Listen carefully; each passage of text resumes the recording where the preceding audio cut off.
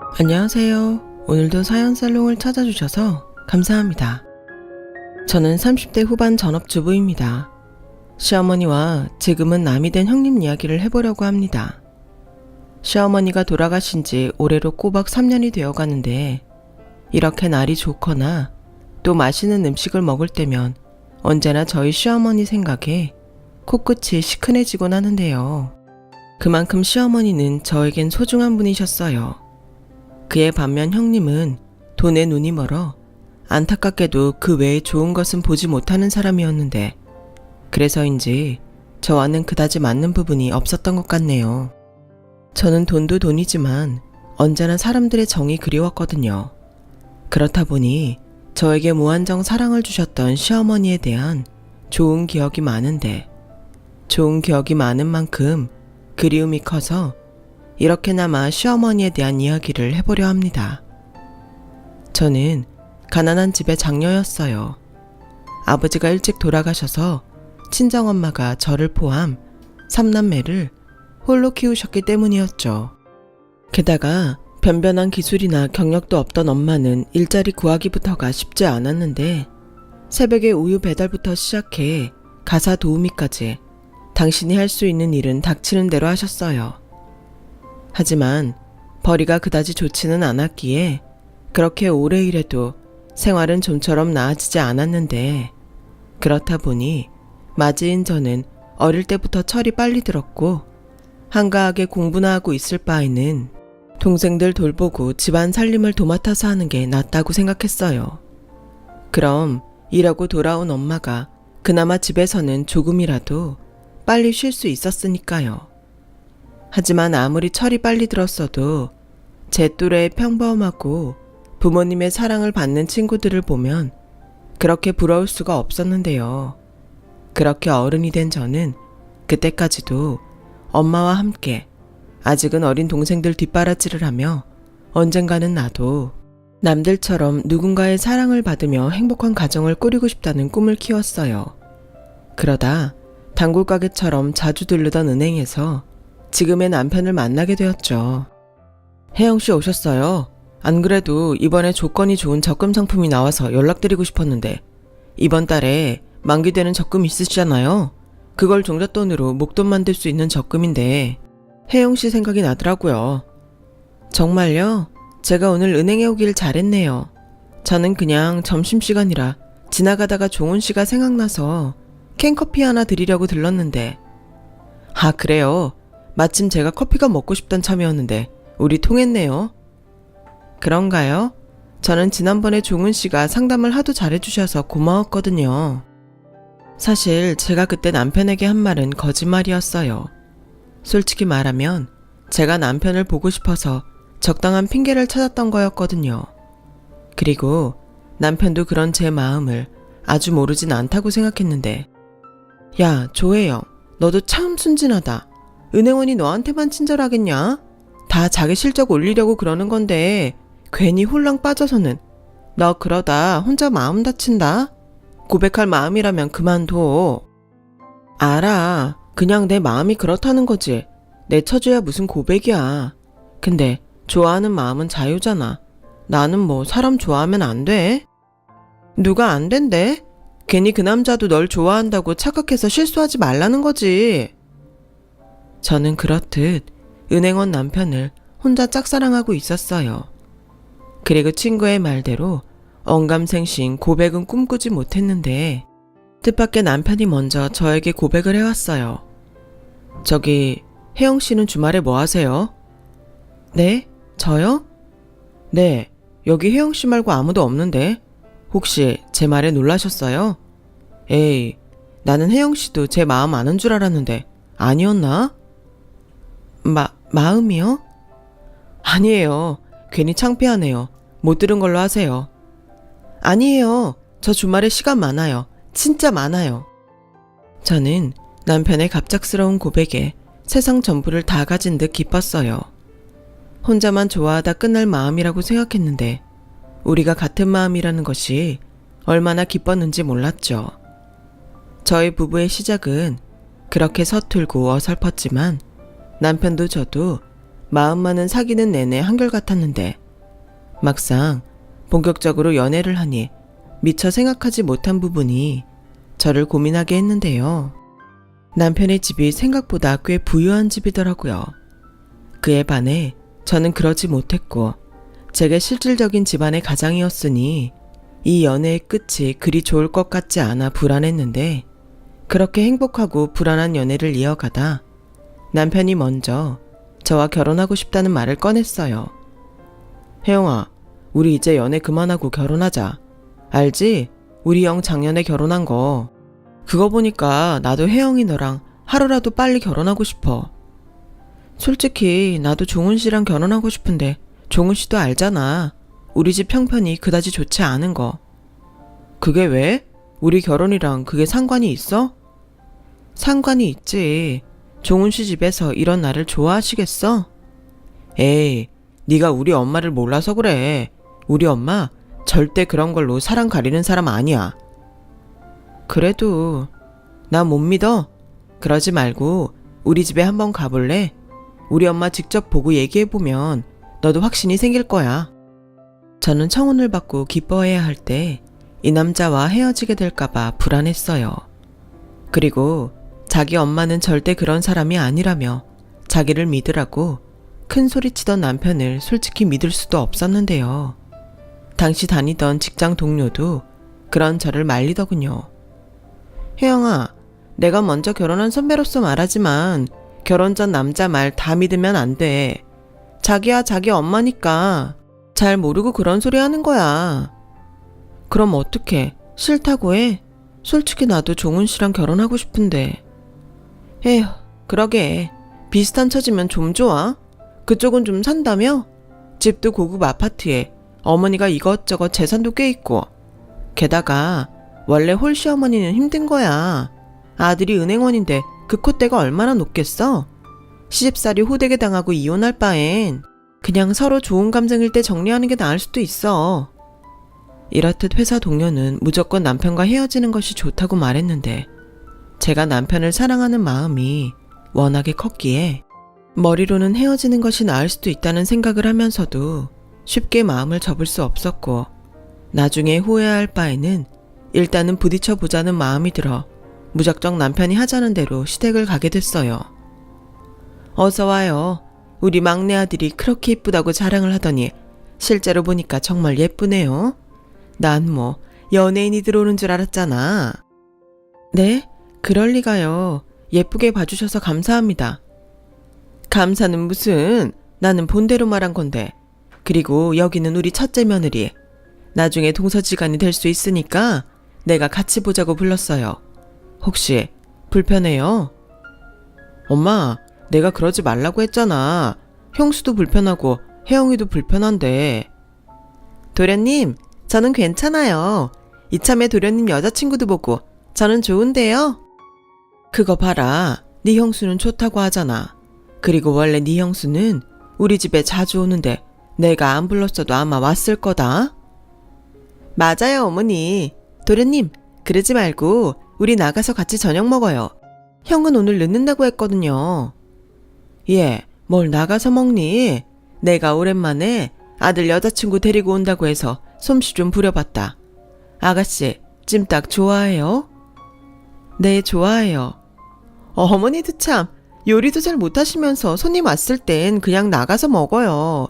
저 비위 약한 거 아시잖아요. 넌 꼭 내가 음식하면 비위 약하다고 하더라. 그렇게 싫으면 그냥 넌 네 집에 가서 먹어. 그래도 가족이 될 수도 있는 손님인데 내가 대접해야지. 안 그래? 그리고 나 저거 맛있게 하려고 연습도 했다. 그게 문제가 아닌데 어머니도 참. 저는 처음 간 자리라서 그런지 아직은 조심스러운 시어머니와 형님의 대화가 어딘가 모르게 불편했어요. 하지만 그만큼 두 사람이 친해서 그런가 했는데 그렇게 비위 타령을 하던 형님은 집에 가지 않았고 그대로 저희와 함께 저녁 식탁에 앉았어요. 그리고 떨리는 마음으로 시어머니가 차려준 음식 맛을 본 저는 깜짝 놀랄 수밖에 없었는데요. 그도 그럴 게 형님이 하도 그런 말을 해서 음식 맛이 별로여도 최대한 맛있다고 해야지 했었는데 막상 시어머님이 차려주신 음식 맛을 보니 너무 맛있더라고요. 그리고 저의 반응을 살피던 시어머니도 잔뜩 긴장한 얼굴로 저를 보고 있었는데 어때요? 입에 맞아요? 네, 어머니, 정말 맛있어요. 어머, 그래요? 다행이다. 난 또 큰애처럼 별로라고 할까봐 긴장했는데. 큰애 너는 어떠니? 어머니, 저는 이거 못 먹을 것 같아요. 저는 그냥 집에 가서 먹을게요. 형수, 그러지 마시고 조금이라도 먹고 가요. 이렇게 가시면 저희 엄마가 민망하잖아요. 어머, 도련님, 저 어머니랑 친해요. 제가 어머님 음식이 싫어서 그런 게 아니고 정말 비위가 상해서 그런 건데 어머님도 다 이해해 주신다고요. 맞죠, 어머니? 그래, 원래 싫다는 건 강요하는 게 아니다. 큰애 너 하고 싶은 대로 하렴. 그거 봐요. 그럼 저는 이만 가볼게요. 그쪽도 다음에 볼 수 있을지 모르겠지만 오늘 만나서 반가웠어요. 그렇게 형님은 시댁을 나갔어요. 그리고 남편은 그렇게 가버린 형수가 불만인지 얼굴 색이 그다지 좋지 않았는데 시어머니는 아무런 내색도 하지 않고 그저 잘 먹는 저를 고마워하셨어요. 먹는 게 참 복스럽고 예쁘네. 아참, 말 놔도 될까? 나는 존댓말이 어색해서. 네, 말씀 편하게 하세요. 그리고 이렇게 저녁까지 거하게 차려주셔서 감사합니다. 괜히 저 때문에 고생하신 것 같아서 죄송해요. 엄마, 내가 말했지? 혜영이는 형수에 비하면 천사라고. 근데 혜영이가 걱정이 많아. 내가 결혼하자고 프로포즈 했는데. 종훈씨, 괜찮아 종훈아, 계속해봐. 프로포즈 했는데 뭐? 엄마가 혜영이 집안 형편 보고 싫어할까봐 혜영이가 아직 승낙을 안 했어. 오라, 그래서 일부러 집까지 데리고 왔구나. 엄마가 빨리 혜영이한테 말해줘. 엄마 그런 사람 아니라고. 그래야 내가 장가갈 수 있다니까. 저는 남편의 말에 화들짝 놀라고 말았어요. 그리고 그 모습을 보던 시어머니는 뭐가 그렇게 재밌는지 화통하게 웃기까지 하셨는데요. 내가 그런 사람인지 아닌지 네가 어떻게 알고 그런 말을 했어. 그리고 내 입으로 나는 그런 사람 아니니까 내 아들이랑 결혼해라. 그런 말을 하라고? 엄마는 아들 장가 보내기 싫어. 혜영이라고 했나? 우리 아들이 혜영이 너를 진짜 많이 좋아하나 보다. 나는 뭐 그래. 내가 어떤 사람인지 내 입으로 말한들 그게 진짜 나일지는 모르겠어. 하지만 딱 하나 약속할 수 있는 건 네가 걱정하는 그런 이유로 널 싫어하는 일은 없도록 하마. 그건 내가 생각해도 좀 별로거든. 그러니 결혼은 너희들이 신중하게 생각하고 결정해. 나는 너희들의 결정에 따를 거니까. 단 결혼은 니들 힘으로 하는 거다. 네 형도 그렇게 결혼한 거 알지? 작게 시작해서 소박하게 살든 무리해서 노력하며 살든 그건 너희 몫이니까. 그것도 둘이 신중하게 생각해. 저는 솔직히 시어머니의 말에 감동했어요. 무엇보다 남편이 말한 것보다 시어머니의 인품이 좋다는 걸 단번에 알 수 있었기에 마음을 내려놓을 수 있었죠. 그래서 남편과 결혼을 결정하고 결혼식을 올리는 동안에도 큰 어려움은 없었어요. 그리고 이젠 정말 가족이 된 저를 시어머니는 참 많이 예뻐해 주셨는데 그건 당신이 해준 음식을 제가 맛있게 먹기 때문이었어요. 어머님, 이 동치미 정말 어머님이 직접 담그신 거예요? 그렇다니까. 왜? 밖에서 사온 것 같아? 네, 이건 김치 장인이 만든 것 같아요. 가만 보니까 어머니 진짜 음식 잘하시는 것 같아요. 팔아도 될 만큼 맛있어요. 그러니? 나는 하도 큰애가 내 음식이 별로라고 해서 어디 내놓기가 창피했는데 너 정말 나한테 아부 떠는 거 아니고 맛있는 거 맞지? 그럼요. 제가 어머니한테 아부 떤다고 뭐 나오나요? 그리고 진짜 맛있지 않으면 제가 밥 2공기를 먹지 않죠. 요즘 다이어트 하는 중인데. 네가 무슨 다이어트를 해? 삐쩍 말랐구만. 아니에요. 요즘 어머님이 해주는 밥 먹고 저 5kg나 쪘어요. 이러다 종훈 씨가 저 살쪘다고 싫어하면 어떡해요? 어머, 자기 와이프 살쪄서 싫다고 하는 남자가 그게 남자니? 그 새끼가 그러기만 해? 너 나한테 꼭 일러라. 아주 홍구멍을 내줄 테니까. 이렇듯 저는 시어머니와 정말 잘 지냈는데요. 그렇다 보니 자연스럽게 형님과는 보이지 않는 거리가 생겼어요. 그리고 한 번은 형님이 시어머니가 자리를 비우신 틈을 타 이런 말을 한 적도 있었어요. 동서는 가만 보면 진짜 여우야? 어쩜 그렇게 아부를 잘 떨어? 전생에 친일파였나? 아니면 조상 중에 친일파가 있어? 네? 형님, 그게 무슨 말이세요? 어머, 이 와중에 눈치도 없는 거야? 그러니까 내 말은 적당히 하라고. 동서가 아무리 아부를 떨어도 장남이 먼저고 맏며느리가 먼저야. 괜히 헛물 켜고 맘 상하지 말고 적당히 해. 막말로 동서는 나한테 잘 보여야 하는 거 아니야? 뭐가 현명한지 잘 생각해봐. 형님, 저는 형님이 지금 무슨 말씀을 하시는지 정말 모르겠어요. 그리고 저는 어머님한테 아부 떤 적 없어요. 그냥 어머님이 해준 음식이 맛있다고 한 것뿐인걸요. 바로 그거야. 난 비위가 상해서 못 먹겠던데 동서는 잘만 받아 먹더라. 그럼 같이 있는 나는 뭐가 돼? 저는 솔직히 형님이 비위가 상한다는 말도 이해가 안 가요. 저는 맹세코 정말 맛있거든요. 이거 봐.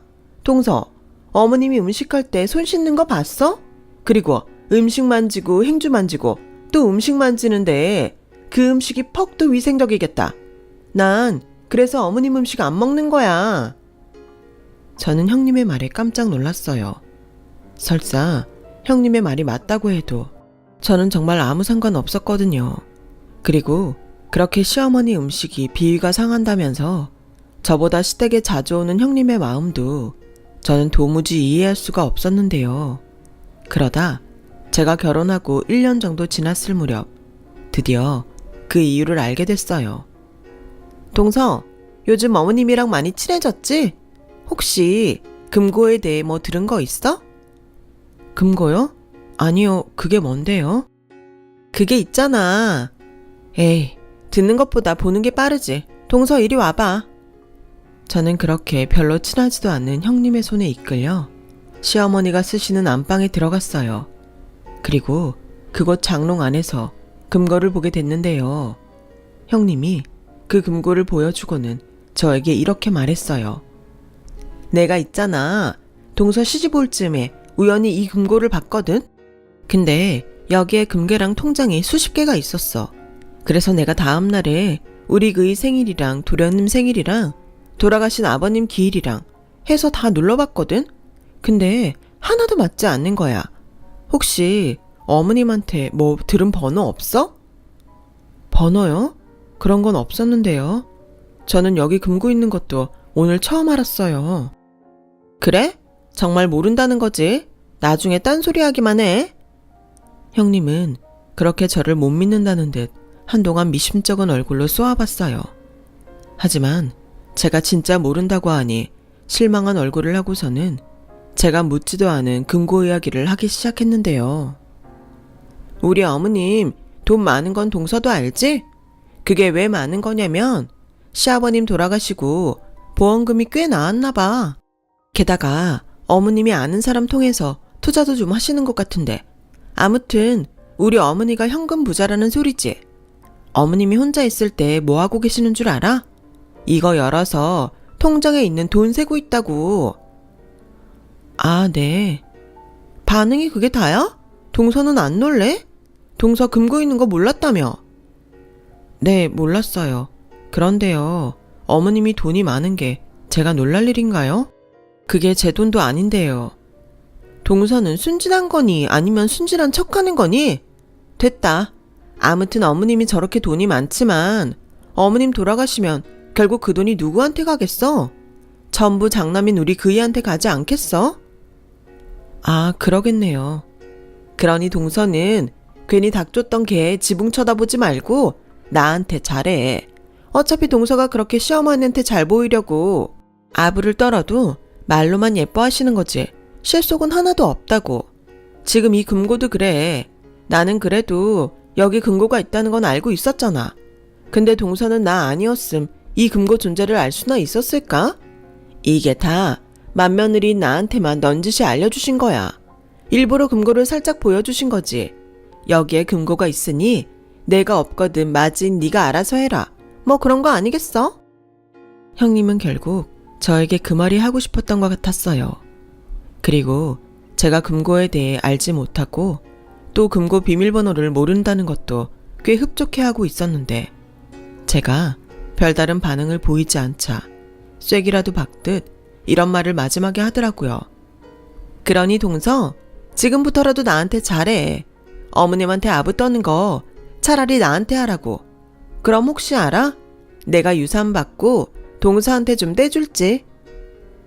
근데 형님, 자꾸 말씀 중에 어머님이 돌아가신다느니 유산 같은 말을 하시는데 그건 좀 듣기가 힘들어요. 어머님 지금 건강하신데 꼭 나쁜 마음 먹고 있는 것 같아서요. 어머, 지금 혼자서 착한 척 하는 거야? 그래, 동서는 혼자 착한 척 하다가 빈털터리로 살아. 나중에 후회하지 말라고. 저는 그날 그렇게 형님이 굳이 싫은데도 시댁에 꼬박꼬박 오는 이유를 알았어요. 그리고 그 이유를 알고부터는 형님이 더 인간적으로 별로였는데요. 더 별로인 건 저에겐 자기 속마음을 다 보이고는 뻔뻔하게 시어머니 앞에선 모르는 척 내숭을 떤다는 것이었어요. 하지만 그렇다고 한들 제가 시어머니한테 형님의 속내를 일러바칠 수는 없었죠. 괜히 저 때문에 집안 싸움이 일어나는 것도 싫었고 무엇보다 시어머님이 충격을 받을 것이 걱정되었기 때문이었어요. 그래서 오히려 제가 형님을 잘 감시해야겠다고 생각하며 시댁을 오고 갔는데 그러다 저희 친정에서 깜짝 놀랄 소식이 들려왔어요. 언니, 있잖아. 집에 큰일 났어. 왜? 무슨 일인데? 글쎄, 요 며칠 엄마가 몸이 좋지 않아서 오빠가 엄마 데리고 병원에 갔거든? 근데 검사 결과 엄마가 위암 상기래. 언니, 우리 이제 어떡해? 순간 막내 동생의 말에 저는 머릿속이 하얗게 되는 것 같았어요. 눈앞이 캄캄하고 손발이 떨리는데 아무리 말을 하려고 해도 목소리가 입 밖으로 나오지 않더군요. 또 앞서 말했듯 저희 친정은 경제적으로 여유가 없었기에 덜컥 돈 걱정이 먼저 들었는데 제가 하필이면 그때 결혼 후 회사를 그만둔 시점이라 남편한테 돈 얘기를 선뜻 하지 못했어요. 그렇다고 돈 때문에 엄마의 수술을 미룰 수는 없었기에 우선은 퇴직금과 붓고 있던 적금을 모두 해지했는데요. 남편이 은행에서 일을 하다 보니 생각보다 빨리 남편에게 적금을 깬 사실이 드러나고 말았어요. 이 바보야, 그렇다고 적금을 깨? 나한테 말을 하지. 그게 있잖아. 자기한테 친정에 돈 필요하다는 말은 정말 못하겠더라고. 그래도 내가 가진 돈으로 엄마 수술비는 어떻게 될 것 같아. 근데 문제는 다음이야. 수술만 받으면 될 줄 알았는데. 으유, 됐어. 이제 혼자 걱정하지 마. 이 다음은 내가 어떻게든 할게. 그리고 다음부터는 나한테 제일 먼저 말해. 나 자기 남편이잖아. 알겠어. 미안해. 그리고 고마워. 남편은 그렇게 울먹이는 저를 꼭 안아주며 친정엄마 수술이 잘 됐으니 이젠 다 나은 거나 다름없다고 저를 안심시켜줬어요. 그 순간 제가 결혼 하나는 잘했다는 생각이 들었는데 다음날 그날도 엄마 병실에 있던 저에게 시어머니가 전화를 하셔서는 병원 로비로 내려오라고 하셨어요. 저는 시어머니의 전화를 받고 시어머니가 병원에 오신 것도 놀랄 일이었는데 제가 더 놀랄 일은 그 다음이었어요. 어머님, 여기 어떻게 오셨어요? 혹시 종훈 씨가 저희 엄마 얘기를 하던가요? 그래. 아니 너는 이런 큰일이 있으면 나한테 상의를 하지. 왜 혼자 끙끙 앓았니? 내가 종훈이한테 소식 듣고 얼마나 마음 아팠는지 알아? 죄송해요. 근데 그때는 정말 아무 생각도 들지 않았어요. 그래. 네 속이 얼마나 애가 탔겠니? 시간 오래 뺐지 않으마. 이거 받아라. 저는 그렇게 시어머님이 건넨 작은 쇼핑백을 아무 생각 없이 받았어요. 그리고 먹을 거라도 사오셨나? 하면서 쇼핑백 안을 열었는데 쇼핑백 가득 돈 뭉치가 들어있어서 깜짝 놀라고 말았죠. 계좌로 보내야 하는데 내가 네 계좌를 몰라서 그냥 통장에 있는 돈 다 찾아왔다. 어머니, 그래도 이건 너무 많은데요? 많긴 뭐가 많아. 너 퇴직금에 적금 다 깼다며. 네 친정엄마가 그 사실 알면 얼마나 마음 아프겠니? 그리고 수술 끝났으면 항암도 해야 하고 네 동생들 아직 어리잖아. 그럼 생활비며 학비며 돈 들어갈 일이 태산인데 그 돈이 부족하지는 않으면 다행이지. 저는 시어머니의 말씀에 왈칵 눈물이 쏟아졌어요. 항상 집안에서 문제가 생기면 저 혼자 해결해야 한다는 그런 생각을 갖고 살았는데 남편도 그렇고 시어머니가 이렇게나 저를 생각해주니 저도 모르게 눈물이 쏟아지더라고요. 그리고 한동안은 그칠 수가 없었는데 그때 시어머니가 저를 꼭 안아주며 이렇게 말씀하셨어요. 많이 놀랐지? 엄마 수술 잘 됐으니까 금방 완치되실 거야. 지금은 울고 이따가 엄마랑 동생들 앞에서는 씩씩하게 굴어. 네가 맞이인데 든든하게 버텨야지. 근데 혜영아, 잊지는 마라. 네 뒤엔 종훈이도 있고 나도 있어. 그러니까 혼자 끙끙거리지 말고 언제든지 의지해. 며느리도 자식인데 네가 그러면 내 속은 어떻겠니? 어머니, 정말 감사해요. 뭐라고 드릴 말씀이 없어요. 감사는 무슨? 가족끼리. 그리고 너 나랑 약속 하나 하자. 나한테 돈 받았다는 얘기 아무한테도 하지 마라. 종훈이한테도 하지 마. 이건 그냥 너랑 나랑 둘만 아는 비밀로 하자. 내 말 무슨 뜻인지 알겠지? 네? 그래도 어떻게 그래요. 이렇게나 많이 받았는데. 얘 좀 봐. 이러니 아직 네가 철이 없다는 거야. 이 돈 받았다고 종훈이한테 얘기하면 종훈이는 나한테 미안할 거고, 그리고 네가 네 엄마한테 말하면 사돈은 또 얼마나 마음이 불편하시겠냐. 환자는 마음이 첫째로 중요한데 불편한 마음으로 무슨 치료를 받아. 그리고 가장 중요한 사람, 이거 네 형님이 알면 안 된다. 알겠지? 시어머니는 그렇게 신신당부를 하고 병원을 나가셨어요. 병문안은 저희 엄마가 많이 호전되면 서로 웃는 얼굴로 하고 싶다고 하셨는데 태어나 처음으로 나도 누군가의 그늘 밑에 있다는 생각이 들었어요. 따뜻하고 든든한 시어머님의 그늘이었죠. 그리고 시어머님이 주고 가신 쇼핑백에는 아마도 은행 직원이 넣어뒀을 것 같은 어머님의 통장이 들어있었는데 순간 형님에게 들었던 금고 이야기가 떠올랐어요. 어쩌면 이 통장이 그 금고에 있던 통장 중 하나였던 것이 아닐까 하는 생각이 머릿속을 스쳐 지나갔죠. 그래서인지 시어머니가 왜 그리도 형님이 알면 안 된다고 신신당부를 하셨는지 알 것 같은 기분이 들었는데 지금 생각하면 아마도 시어머니는 진작부터 형님의 본심을 알고 계셨던 것이 아니었나 싶네요. 아무튼 그렇게 시어머님이 주신 돈으로 저는 돈 걱정 없이 친정엄마의 병관호를 할 수 있었고 다행히 수술과 항암의 효과가 좋아서 저희 엄마는 상기라는 것이 거짓말처럼 빠른 회복을 보이셨는데요. 그렇게 한 고비를 넘긴 저는 받은 은혜가 컸기에 시어머니에게 더욱 잘하게 됐고 형님은 그런 저를 더욱 시기 질투하게 됐는데 급기야 제가 금고 안의 재산을 노리고 시어머니에게 접근한다고 생각했는지 어느 순간부터는 저를 경계하기 시작하더군요. 하지만 형님은 모르셨을 거예요. 저는 그런 형님을 보고 있으면 안타까운 생각이 제일 먼저 들었다는 것을요. 이렇게 좋은 시어머니를 알아보지 못하고 돈에만 눈이 어두워 스스로 저렇게 힘들게 살까? 짠하기까지 했으니까요. 하지만 형님은 오히려 저에게 넌지시 그래, 그렇게 아부 떨어서 금고 비밀번호 힌트라도 알았어? 라며 오직 금고 생각밖에는 없었는데 저는 형님이 그럴 때마다 형님이 듣고 안심할 이야기만 했어요. 사실 시어머니한테 받은 것이 있기에 형님이 그럴 때마다 좀 찔리긴 했거든요. 그런데 형님은 무슨 생각인지 제 앞에서 늘 시어머니 흉을 받고 한 번은 동서, 우리 어머님이 어떤 분인지 알기나 해? 겉으로는 허허하하 하면서 웃고 넘기지만 속에는 구렁이가 몇백 마리는 있는 양반이야. 금고도 봐. 요즘 누가 재벌도 아니면서 집에 금고를 두냐? 살면 얼마나 더 사신다고. 그냥 마음 편하게 있는 거 자식한테 다 주시지.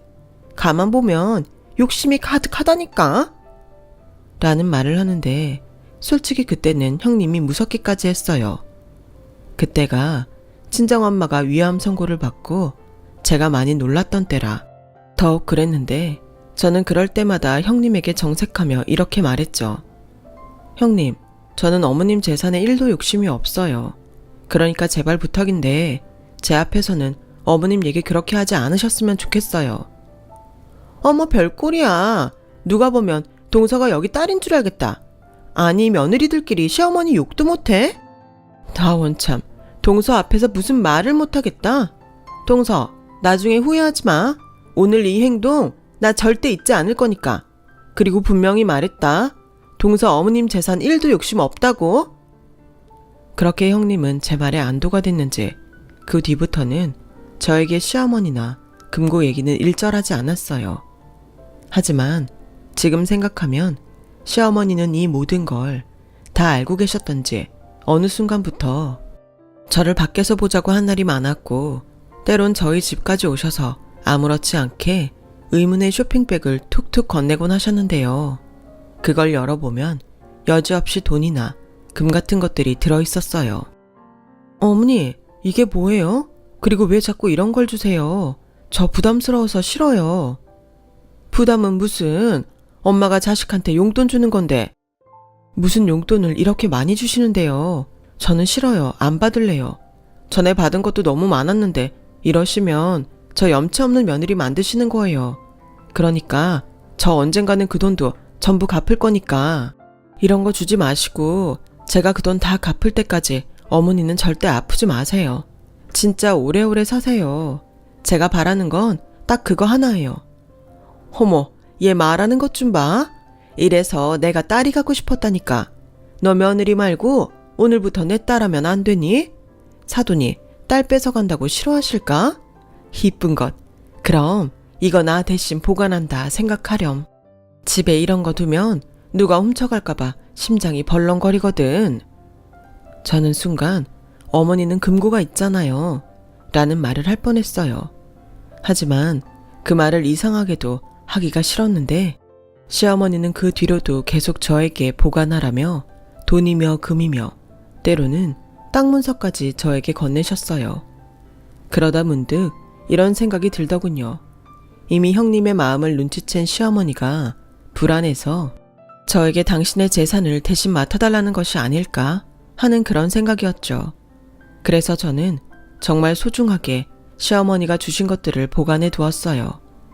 그러다 남편에게서 시어머니가 사실은 많이 아프다는 얘기를 듣게 됐고 저희 엄마가 위암에 걸렸다는 것보다 훨씬 더 충격을 받았는데요. 뭐? 자기는 그 얘기 왜 지금 해? 어머니는 엊그제까지 나한테는 아무런 말씀도 하지 않으셨는데 정말이야? 나 놀리는 거 아니지? 엄마가 최대한 늦게 혜영이 너한테 말하라고 했어. 어찌나 신신당부를 하는지. 차마 엄마 말을 안 들을 수가 없더라고. 근데 있잖아. 우리 엄마 원래부터 신장이 안 좋으셔. 내가 어릴 때 이식을 받긴 했는데 이제는 그것도 힘든가 봐. 저는 그제야 알 수 있었어요. 가끔 시어머니가 살이 찌신 건지 부었다고 생각될 때가 있었는데 그럴 때면 얘, 나 좀 살찐 것 같지 않니? 요즘은 물만 먹어도 그렇게 살이 찐다? 라며 너스레를 떠셨던 것이 생각이 났어요. 하지만 제가 알았을 때는 모든 것이 다 늦었을 때였고 시어머니는 병원 생활을 피할 수 없게 되셨어요. 어머니는 저한테 제일 먼저 다 말하라고 하셔놓고 어머님은 이게 뭐예요? 제가 얼마나 놀랐는지 아세요? 미안하다. 원래 엄마들이 다 그래. 내 새끼 걱정할까봐 말을 잘 못한다. 게다가 넌 니네 엄마 수술 받으신 지도 얼마 안 됐잖아. 그래도요. 어머님이 이렇게 아프신데 제가 아무것도 몰랐다는 게 말이 안 되잖아요. 제가 무심했어요. 눈치를 챘어야 했는데. 사람이 작정하고 속이는데 네가 무슨 수로 눈치를 채. 됐다. 난 이제 미련도 없어. 이젠 좀 편해지고 싶다. 시어머니는 그렇게 말하고 저를 보며 웃으셨어요. 하지만 저는 그게 시어머니가 포기한다는 말 같아서 싫었는데요. 그 뒤로는 정말 시어머니의 병실에 살다시피 하며 시어머니 병간호를 했어요. 다행히 그때는 항암을 마친 친정엄마가 퇴원을 하셔서 동생이 친정엄마를 집에서 돌볼 수 있었고, 저는 저라도 신장 이식을 할 수 있는지 제가 할 수 있는 최선을 다했는데요. 시어머니는 그럴 때마다 싫다고 거부하셨어요. 예, 아무리 내가 살고 싶어도 네 신장 떼서 연명하고 싶은 마음은 없다. 이식도 젊고 건강할 때 하는 거야. 나는 이미 한번 하지 않았니? 그것도 쉬운 거 아니다. 그리고 네가 지금은 영원히 젊을 것 같지? 사람 늙는 거 그리 오래 걸리지 않아. 네 몸 아끼라는 소리야. 너 계속 그러면 나 병원 옮길 거고 너 못 오게 한다. 어머니, 그래도 제가 어떻게 손 놓고 있어요. 해볼 수 있는 건 다 해봐야죠. 난 지금이 좋다. 나도 혼자 너무 오래 살았잖아. 그래서 하는 말인데, 너 내가 준 것들 잘 보관하고 있지? 네, 그럼요. 어머님 물건 제가 하나도 빠뜨리지 않고 잘 보관하고 있으니까 걱정하지 마세요. 그래. 그리고 병원비도 니들 돈 쓰지 말고 그 돈으로 내라. 그리고 내가 만약에 죽거든 장례비도. 어머니, 저 그런 말씀하시면 화낼 거예요. 어머님이 그러셨잖아요. 환자는 마음이 첫 번째로 중요하다고. 근데 어머님은 왜 그렇게 부정적인 말만 하세요? 예, 죽는 게 뭐가 부정적이야. 아프지 않고 편하게 갈 수 있으면 그것도 복이다. 절대 그렇게 생각하지 마라. 알겠지? 그리고 그때도 말했지만 내가 너한테 전 재산 맡긴 거 절대 네 형님한테 말하면 안 돼. 알겠지? 네, 절대 말 안 해요. 그때였어요. 언제부터 저희 대화를 듣고 있던 건지 모를 형님이 시어머님 병실을 처음 찾아왔는데요. 행여 저와 시어머니의 대화를 들었을까봐 저희 두 사람이 얼마나 놀랐는지 몰라요. 형님, 오셨어요?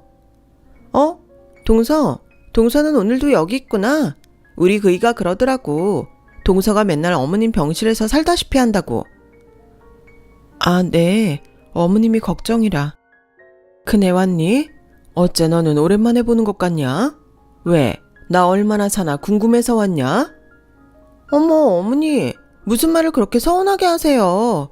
제가 요즘 많이 바빠서 미처 못 온 거예요. 동서가 매일 있다고 하니까 안심도 됐고요.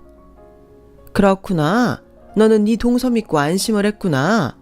나는 얘 혼자만 고생하는 것 같아서 내내 마음이 불편했다.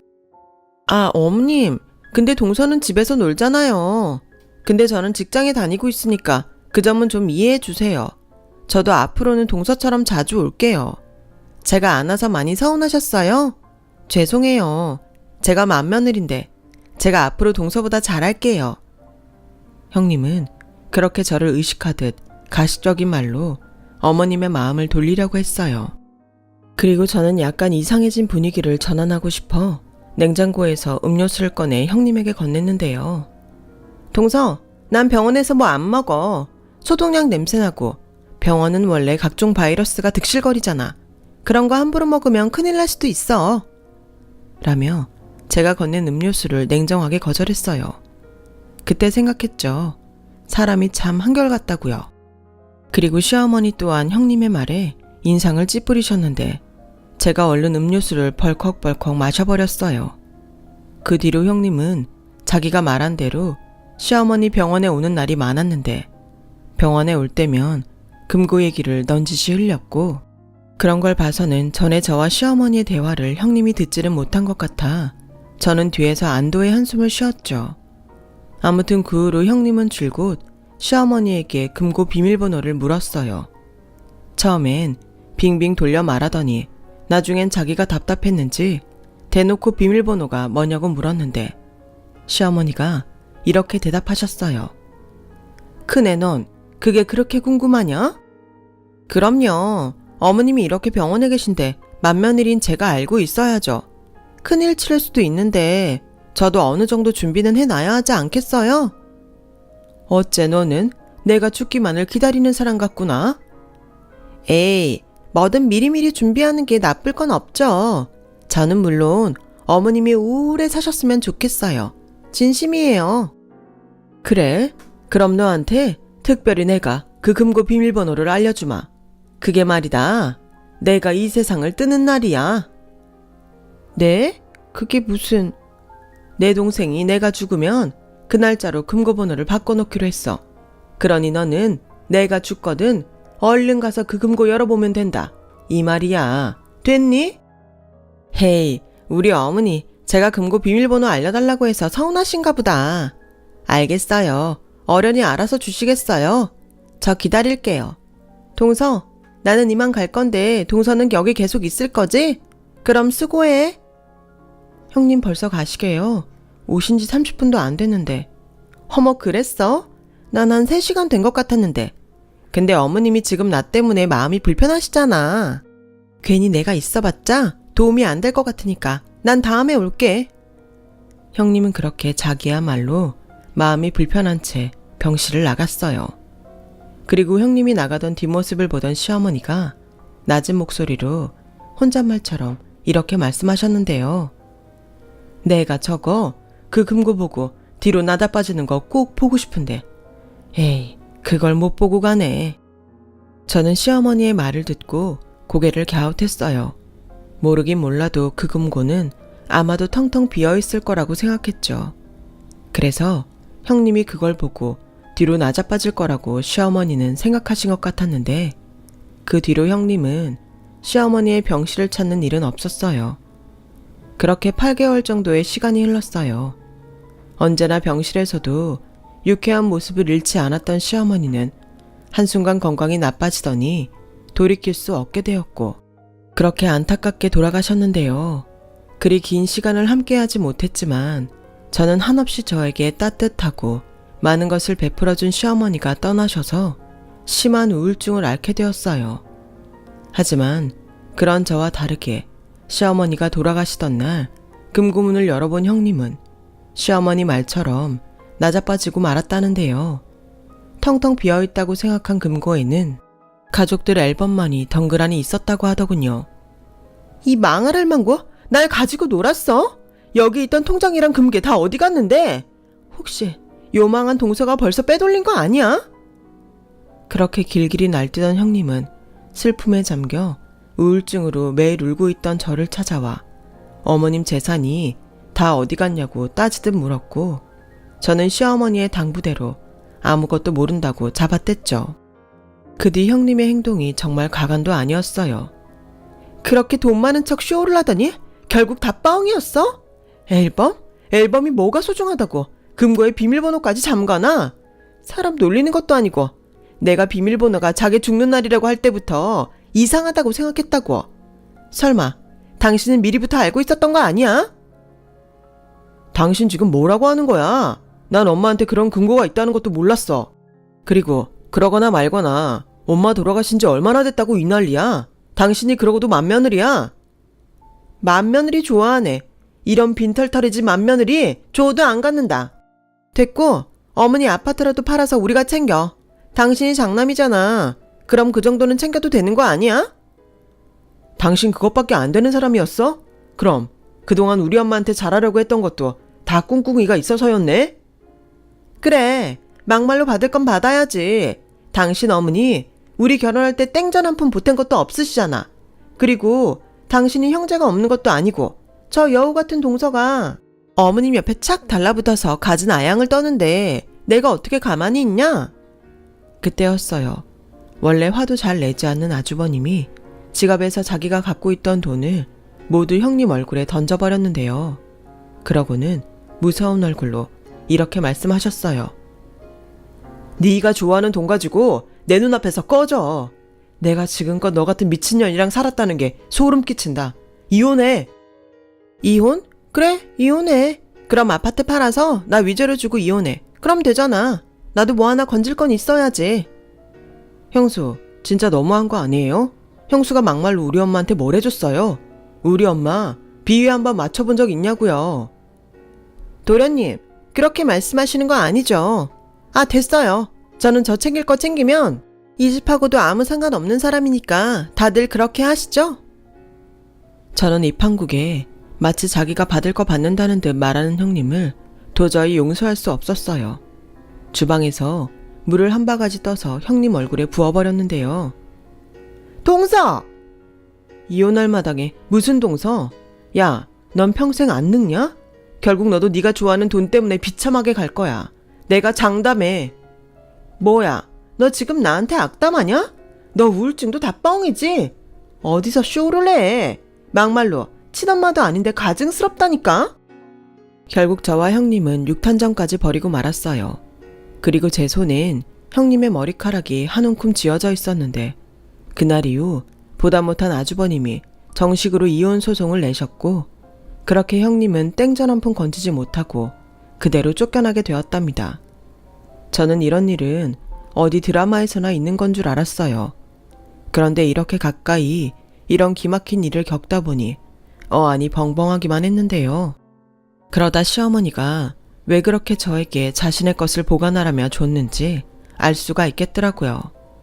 그리고 저는 아주버님과 남편에게 시어머니가 맡겨둔 재산이 있다며 두 사람에게 금괴와 통장, 돈 땅 문서를 내주었고 시어머니와 있었던 비밀까지 모두 털어놓았어요. 그러자 아주버님이 먼저 눈물을 흘리셨어요. 살아계셨을 때 제대로 효도를 다 하지 못한 죄가 크다면서요. 그리고는 그 재산도 모두 필요 없다고 저에게 계속 보관하면 좋겠다고 하셨는데 저는 그럼 보관만 하겠다고 지금까지도 그 돈을 고스란히 금고에 두고 있네요. 그리고 이혼한 형님의 소식을 아주버님을 통해 최근에 듣게 됐는데 정말 기가 막히게도 형님은 아주버님과 이혼 후 3개월도 되지 않아 재혼을 했고 그 집에서도 돈 타령을 하다가 버려지다시피 또 이혼을 당했다고 하더라고요. 그러면서 이젠 자기는 돈 같은 건 필요 없다며 아주버님에게 자기를 다시 받아달라고 그렇게 애원을 했다고 하는데 이미 형님에게 학을 뗀 아주버님은 그런 형님을 단칼에 거절했고 거지 적선하는 셈 치고 10만 원을 바닥에 던져줬다고 하더군요. 형님도 자존심이 상했는지 눈물만 뚝뚝 흘리더니 끝내 그 돈을 주어선 도망치듯 돌아갔다고 하더군요. 그렇게 좋은 마음으로 아주버님과 살았으면 얼마나 좋았을까요? 이게 다 분에 넘치는 그 욕심 때문인걸. 이제는 형님이 아셨으면 좋겠네요. 그리고요, 시어머님의 재산을 다시 금고에 보관하면서 그곳에 놓아둔 앨범을 보게 된 저는 이런 생각을 했는데요. 어쩌면 시어머님한테 진짜 보물은 돈이 아니라 정말로 이 추억이 가득한 앨범이 아니었나 싶어요. 분명히 시어머님은 그걸 저희에게 알려주고 싶어 이 앨범을 금고 안에 두지 않았나? 저 혼자 시어머님의 의중을 헤아려 봅니다. 그래도 자식이 부모의 마음을 모두 알 수 없다고 저희 시어머님은 마지막 가시는 길 어떤 마음이셨을까요? 부디 걱정되고 안타까운 그런 마음이 아닌 당신 말대로 편안하고 좋은 마음으로 그리워하던 시아버님 곁으로 가셨길 간절히 바랄 뿐이에요. 시어머님은 아셨을까요? 제가 그토록 바랬던 것들을 시어머니가 저에게 모두 주셨다는 걸요. 저는 앞으로 어머님의 뒤를 이어 저희 집안의 좋은 어른이 될 수 있도록 노력하며 살아갈 거예요. 그러기엔 아직은 많이 부족한 저겠지만 하늘의 어머님이 때론 따뜻한 햇볕으로 때론 시원한 바람으로 저와 함께 계실 거라 믿으며 저의 이야기를 마치겠습니다. 오늘따라 유난히 어머님이 저에게 처음 만들어주신 찜닭이 먹고 싶은 그런 날이네요. 지금까지 저의 이야기 들어주셔서 대단히 고맙습니다. 건강하시고 행복한 하루 되세요. 여러분, 사연 댓글에 응원과 현명한 조언 부탁드려요. 좋아요와 구독은 저에게 큰 힘이 됩니다. 오늘도 좋은 일 가득하세요.